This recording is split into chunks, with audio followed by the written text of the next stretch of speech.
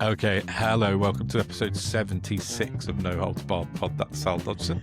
And that's Don McGowan. Welcome back, everybody. We have more to talk about. Quite a lot more, I think. Where but should yeah. we start?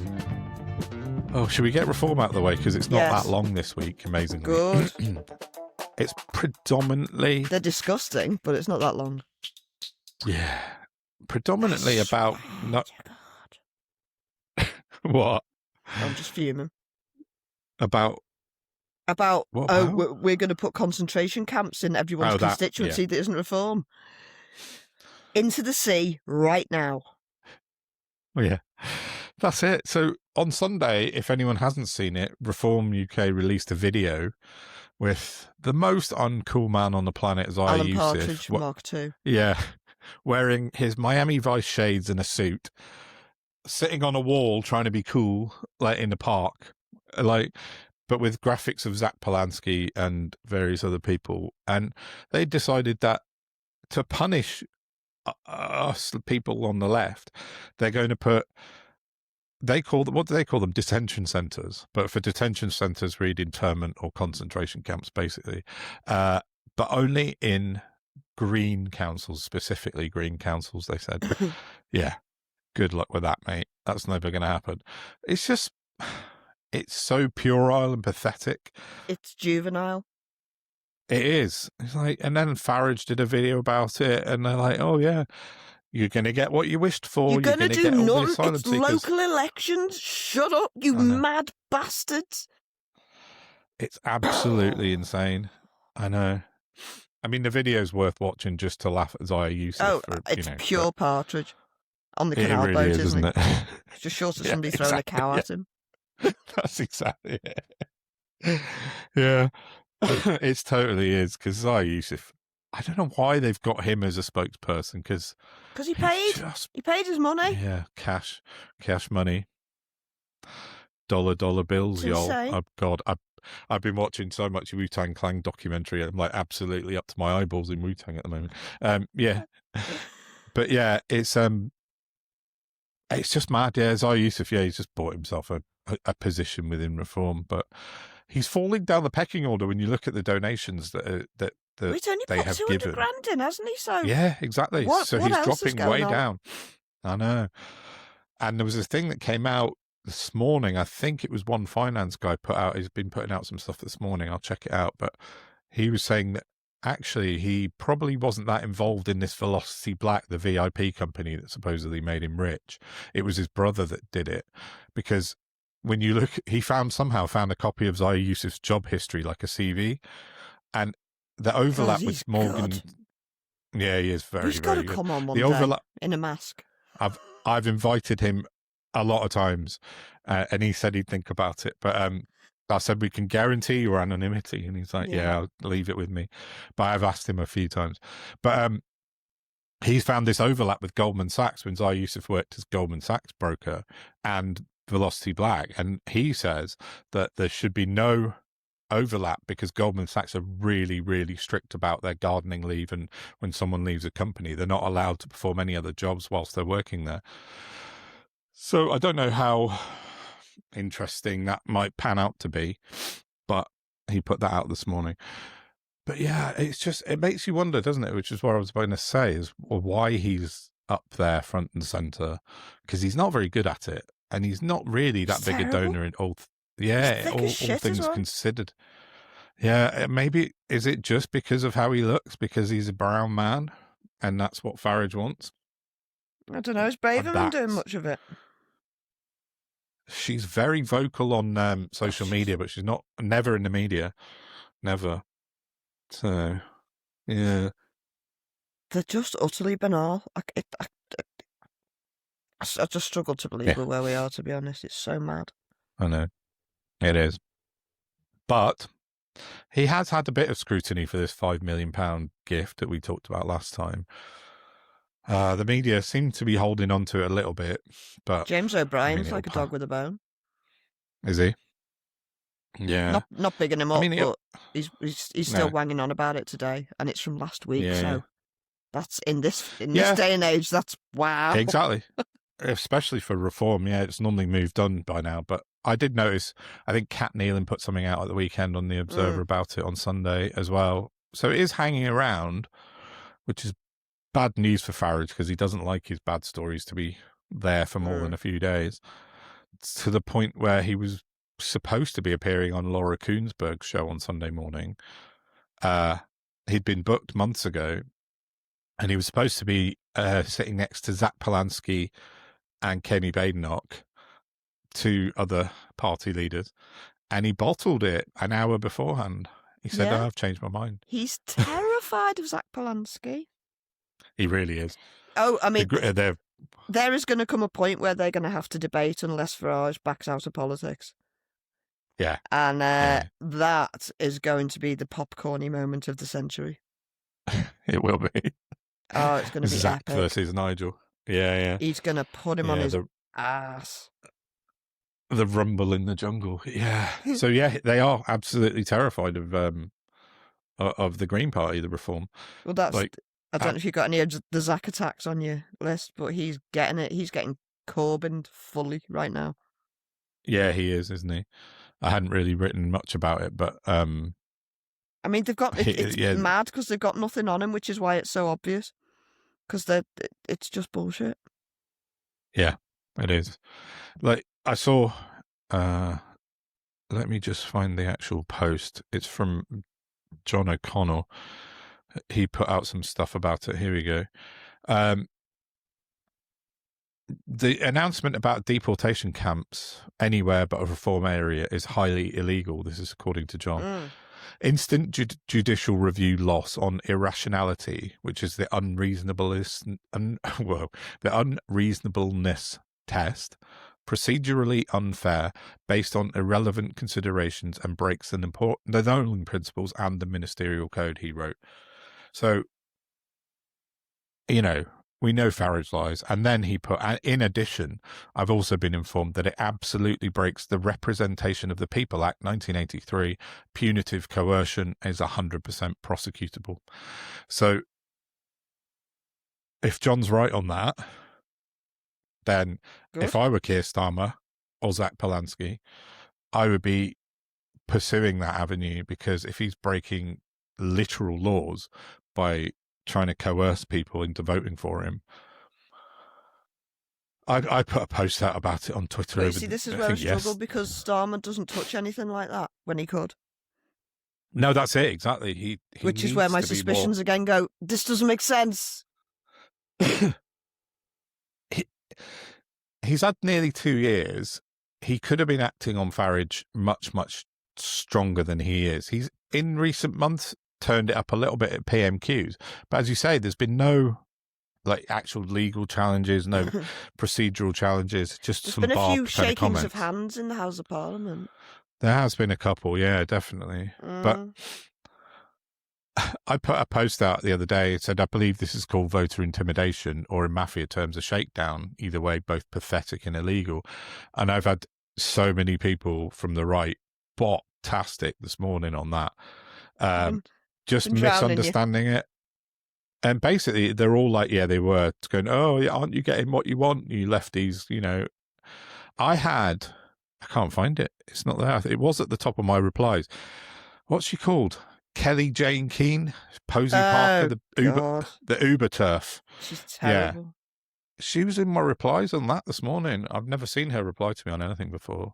She's saying, oh, yeah, you lefties just getting what you want, and now you're crying out being a NIMBY and all this shit. I said, not to her, but I said to someone else, I live in a green council. There's 2 asylum hotels not far from us. It's not a problem. Like, I don't get it. Well, I do get it. But, yeah. As Baz said, I'd rather have a green council and an asylum hostel than a council of far-right fascists. I'd rather have anything than a council of far-right bloody fascists, but yeah, that remains to be seen on Friday. Yeah, what do you reckon on Friday? I mean, stick your finger in the air, innit? I reckon Labour are going to get it. I reckon the Tories won't even feature. Lib Dem's probably a safe vote for most people. Hopefully the Green Wave continues, but who knows?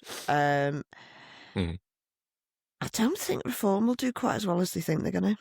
No, I don't think they will either. But I don't know whether that's me hoping and wishing or what I believe, if you know what I mean, because who knows? No, I think I wrote that the other day, and pragmatically, I don't think they'll do as well as they hope for two reasons. I think Restore have changed the picture in the far right a little bit, and I don't think they'll vote because they don't want to vote for Farage. So previous Reform voters are just going to stay away.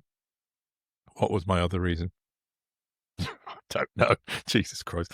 Yeah, but I do not. I think they'll do fine. I think they'll pick up quite a lot of seats. Obviously, you know, they're going to. I mean, initially they'll pick up a lot of seats. Let's see where they are a month afterwards. Yeah, exactly. Yes. I think the Greens.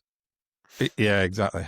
Yeah, we have some more to talk about next week. But I think the Greens will do well, especially if they get some younger people out to vote on Thursday. So it's to get people out to vote, though, isn't it?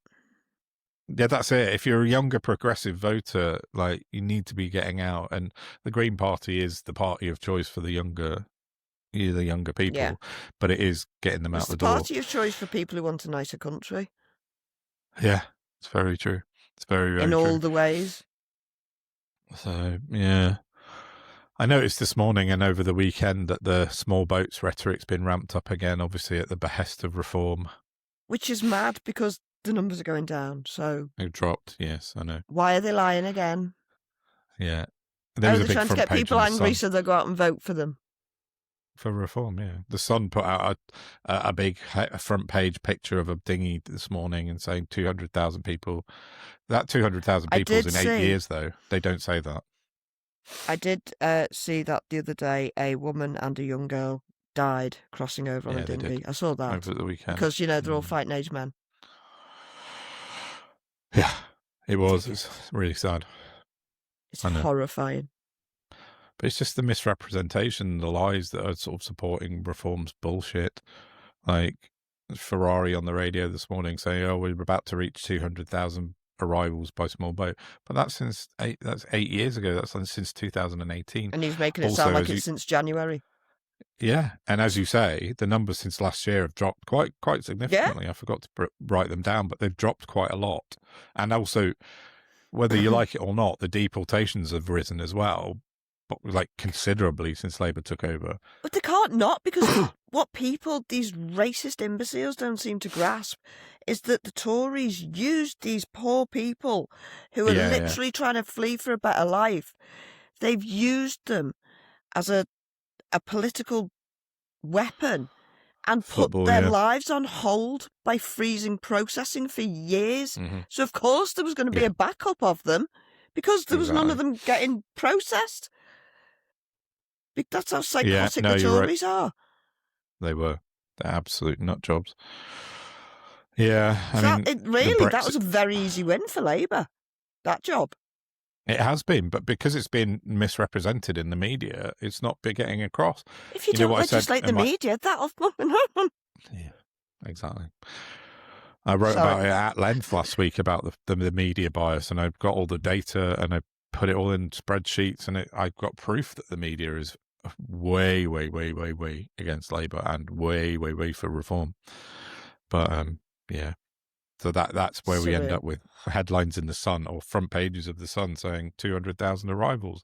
You're like, no context. Reads that paper and goes, "Oh, that must be true."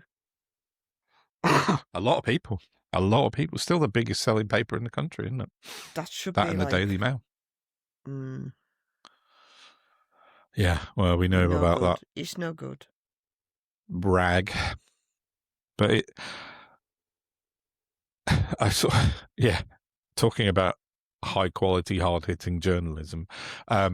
Did you see Sophie Ridge's political bombshell this morning about, she put a post out on Twitter. She took time out of her busy schedule to write that Angela Rayner has quit vaping. That was it. Oh, I saw you repost it. How? Yeah, what? And?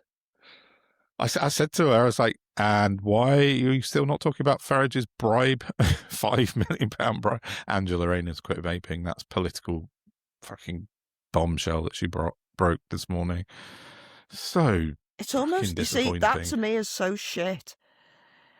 Could it be that she's like an MI5 agent and she's sending a message? Because that would make more sense than her just doing it as a journalist. The Red Fox has left the burrow. Angela Rayner has quit vaping. Same, isn't it? Like a number station, like until Sophie Ridge declares Angela Rayner has quit vaping. Activate. It would make more sense. I know. It's That's just fucking nuts. I mean, how is that in any way breaking news? Like, oh, great. Angela Rayner stopped vaping. Yeah, thanks for that. So, yeah. I don't know. Let's move away from reform and crappy British journalism. Always delighted to do that. The war in Iran, because it's back. It's back with a vengeance. Over the weekend, despite what America says, Iran launched 2 missiles at a US carrier ship. Trump then said, no, they didn't. We shot down, he said, 7 boats. I don't know how you can shoot down boats, but that's what he put out on social media. Was he shooting them from submarines? Yeah, perhaps. But even then, I don't know. Then you'd say we torpedoed them, wouldn't you? But weren't they like speedboats or something? Well, that's what that's the Iranian thing. But you wouldn't torpedo, would you? No. Yeah, I think you just used big machine guns off the side of another boat. But basically, like, it started at the weekend, and Iran, one day later, are already making America look ridiculous. Like, properly ridiculous. So, for example, today, Pete Hegseth was forced to come out and do a press conference, and you know things are going badly when they send him out to talk. Forced. Sometimes I think they have to hold him back from not doing press conferences. Yeah, maybe. That's true. But they have kept him back for a couple of weeks because of this ceasefire. Although I saw on the news before we started recording, Trump claims ceasefire still in place, despite Iran have attacked the UAE again and blown up. Well, not blown up. Is it one of them Israeli ceasefires, though? It sounds like it must be, yeah. Yeah. But Hegseth came out and announced that as of yesterday, Sunday, 2 days ago, Sunday, they had created a new thing called Project Freedom, which sounds like a Ryan Reynolds film. And he said that they have had a rock solid blockade in place for 3 weeks now without anything getting past. Then he went on to say,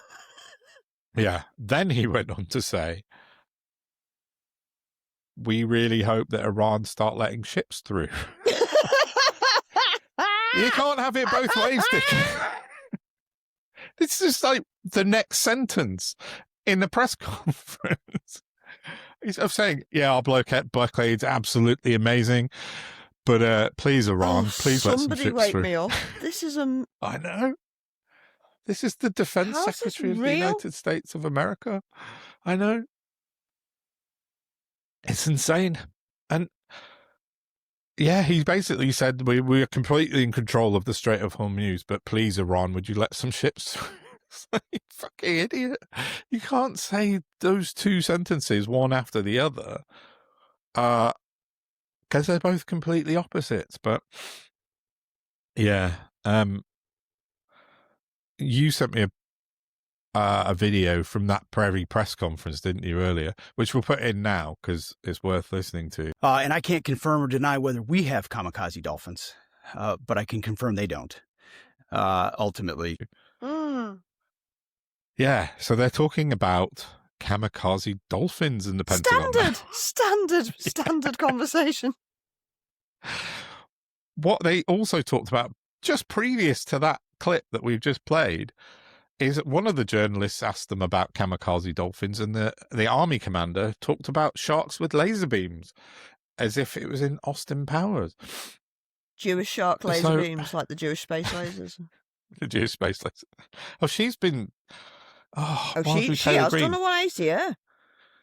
Well, something came out this afternoon, and I haven't brought it into this pod. I want to talk about it on the next one, because she's standing up seriously for the Epstein victims, and she's fully against Trump. But there's something broke this afternoon, which I have to check, but it looks like Trump threatened her not to release any information. and she's been talking about it today or yesterday. So we'll check that out for the next episode. That would be a wild card if it was her that brought him down. Well, Nobody she had said that that on a bingo card. Yeah, exactly. She said she did something she could never have ever dreamed of. She called herself the MAGA general, but she voted with the Democrats for something last week, and she said, I can't, in all good conscience, vote with Trump anymore. So, like, when you've got Marjorie Taylor Greene turning against you, you've really royally fucked it, haven't you? Mm-hmm. So, anyway, that was a bit of an aside, but we'll look at that. Oh, yeah, the last thing on the war, because there's a couple of other things about America that are just hilarious. Yeah, I'll put a clip up of one of the Iranian, not a clip, a picture of the one I sent you before. Iran put, one of their proxy accounts put out a response via image of to the Kamikaze Dolphins thing at the weekend. And if you look at the image now, if you can't see it, go onto YouTube or your Spotify. It's a brilliant picture of a dolphin wearing some glasses and got a GoPro strapped to its head, and it said "New unit unlocked: Dolphin Bomber, level 99, legendary aquatic, special ops unit, speed max, stealth max, underwater explosive deployment unlocked." It says a quote from the dolphin: "The ocean is ours, Admiral Finn Flint."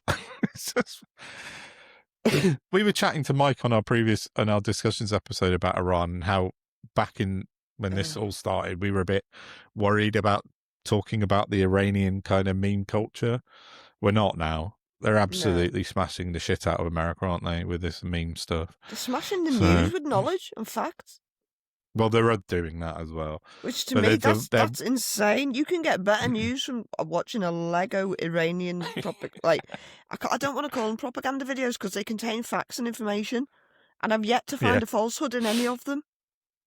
Yeah, fair. And very true. That's what I do. I track falsehoods, and so you can watch any news program you want, but you're going to be fed bullshit. Go and watch a Lego video to learn stuff. I'm wondering if, I think I mentioned it to you before, I think it's the future of education. Learning by Lego videos. Yeah?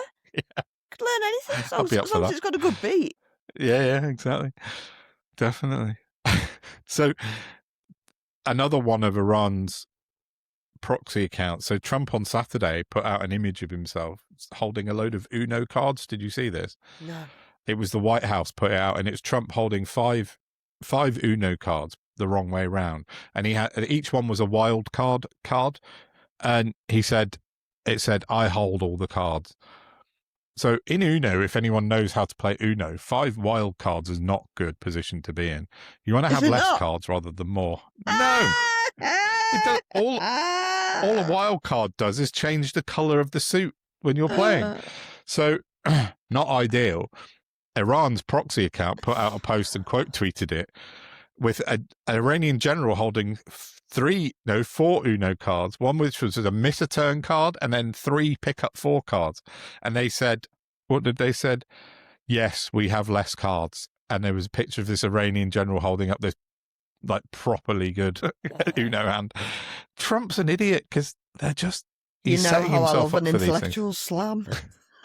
But I'll put a picture up of both of those now as well stuff. because they're hilarious.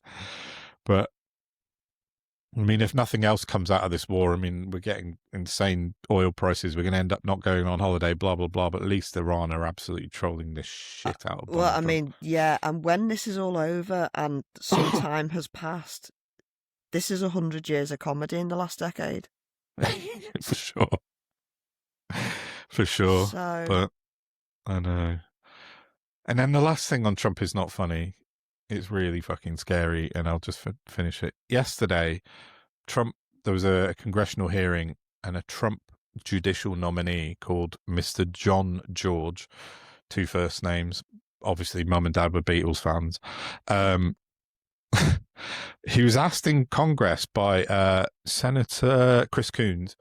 He said if he believed in this, he asked this new judicial nominee, he said if he believed in this 22nd Amendment.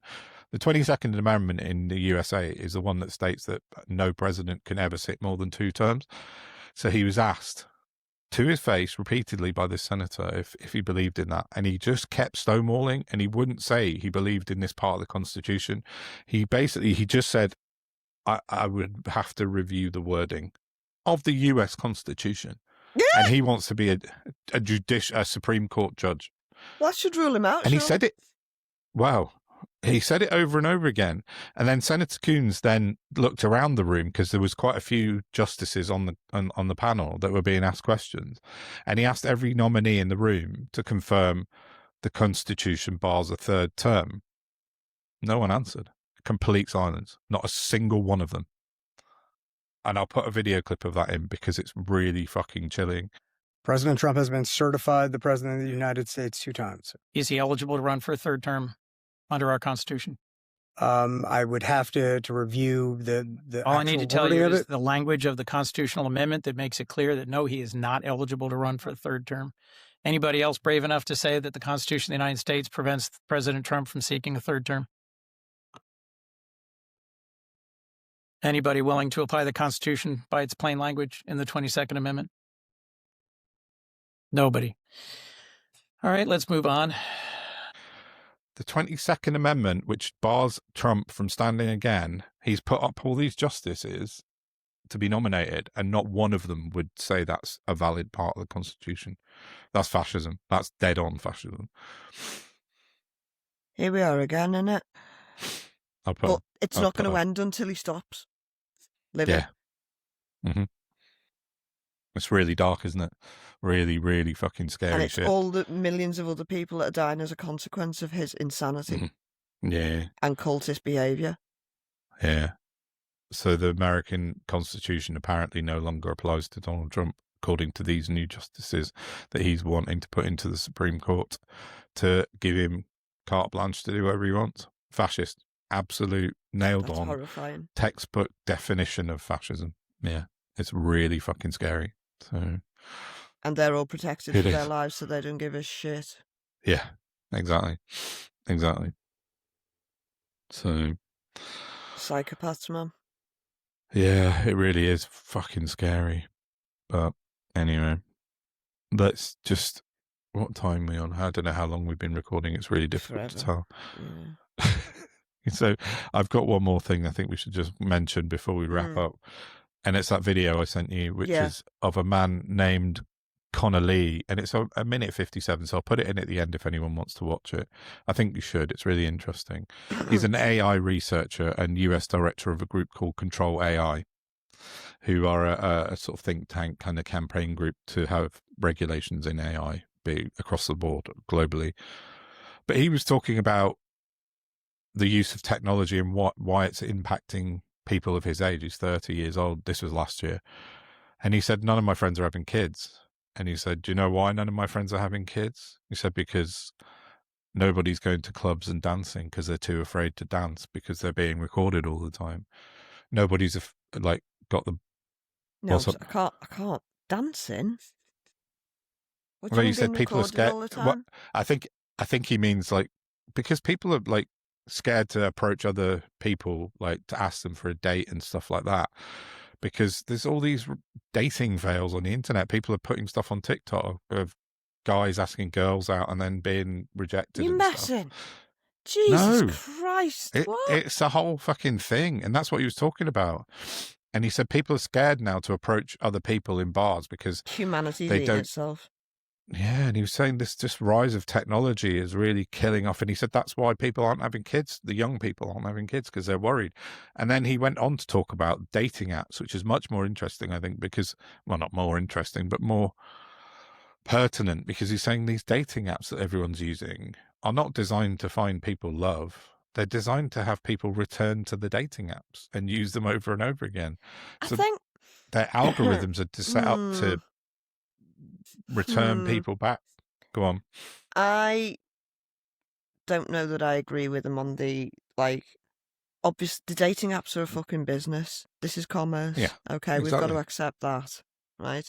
A lot of them you can use for free, and I've been off and on them over the years and signed up fairly recently again. You'll like this. Go on. You know, the unavoidable hypocrisy. I say unavoidable. That is doing a bit of a heavy lifting, if I'm honest. Right. But with my brain being the way it is, when I had to write a bio, I'm like, I don't know what to put. So I went into the AI, and I just went, I want this, and this. Can you write something to make it sound nice? Yeah. And it was, And it did. well, it seems to be working. But Yeah. it's not so much like the algorithms on the dating apps. I mean, they're meant to match sort of likes and characteristics and stuff. But you're still the one who's got to drive it. You get to choose how you describe yourself, what pictures you put up, who you want to talk to. Now, I think it is probably the timeline we're on, with all the neurodivergences coming up and people learning about psychology and, oh, fuck, what is this world going on right now? Everyone's like not entirely comfortable with being a human being. Do you remember back in the day we just used to wander around and like it was easier? Do you remember when everything was less complicated? Yeah. But we're all just like that now. So I can find it really difficult to communicate with people over the internet. Like, I've got people hanging in my inbox that I haven't replied to, and it's got nothing to do with them at all. It's just when I read their reply at the time, I was either like a bit anxious or something was going on or something distracted me. And this is it. But that's how like everybody is. But because I think we're so isolated, it's very easy, or easier than it is when we're more socialised, to take it personally, because you feel like it's all, oh, what am I doing wrong? What is it about me they don't like? And it's not, it's just how it is. So I would, whilst, there's a loneliness epidemic and an isolation epidemic, I do think that there is an amount of personal responsibility that you do have to take. Yeah, of course, without a doubt. I just think it's difficult for us to know how, like, the young people perceive things, because you just said, you know, we remember it how it used to be because we were in that situation. They've never had that. They've been brought up with this. The classifieds at the back of the newspaper. Yeah, exactly. Yeah. God. I remember back in the day when I lived in London, and they'd be like, what would they call it in the Evening Standard? But where it'd be like, oh, I saw you on the tube from Camden to Kentish Town. You were wearing such and such, reading whatever book you were. And then that was like them trying to find this woman again. Yeah, that's it. And it's like that is, if you explain that to sort of young people now, it'd be like, what the fuck? But is then that equally, seriously? But at that same time. But that's such a. So go on. No, carry on. No, I was going to say, was like at that same time, who was I talking to about it? Might have been my mate, Anthony. And we were saying like how in our day we were like binge drinking like every weekend from a frighteningly young age for me. And like my son, who, you know, I've tried to equip him to go and do whatever he wants with life and be safe and okay. He wouldn't give you a thank you for a drink. Not interested, yeah. I think he's probably tried it like when he was a young teenager. Yeah. He was 2 years, him and his cousin apart, and I think they like probably got pissed at weddings and stuff. But now, no, he goes out with his mates, like to boxing, and goes on a night out, and he drinks bloody J2O. Yeah, like the culture's totally bloody changed Richie Rich for the young people. I saw there was an Missed Connections. Oh, that just came to me. The Evening Standard, it was called Missed Connections. Oh, when people used to write to each other. Anyway, the culture around drinking's definitely changed. I think for lots of reasons, but also because it costs so much now. It's absolutely fucking nuts. I saw something posted the other day saying the average pint in London, or the price of pint in London's hit £10 for the first time. I was like, where have you been? It's been like that for at least 3 years from when I've been certain places in London, Soho, for example. Do you know? But when I was like in college, I was probably 16, so you know, I was nearly of age. Every Wednesday, the nightclub in Formby that used to burn down every decade. They used to have, so we're talking 30 years ago, being generous to myself, they used to have, brace yourself, 50p bottle of Bud Nights. I could beat that. Fuck off, can you? Yeah, at uni in Stafford, once a month or once every 2 months at the student union, 10p a pint. Shut up. That's outrageous. 10 pints for £1. I mean, It was disgraceful. There are only so many pints you can drink in. At least they only did it like once every 2 months. Yeah, it wasn't regular.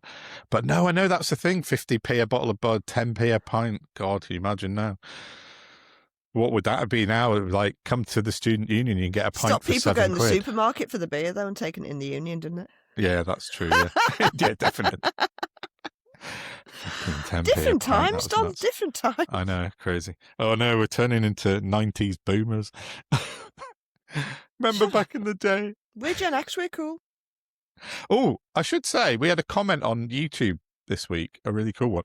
Up there, see that golden tin, round tin? That's a CD case.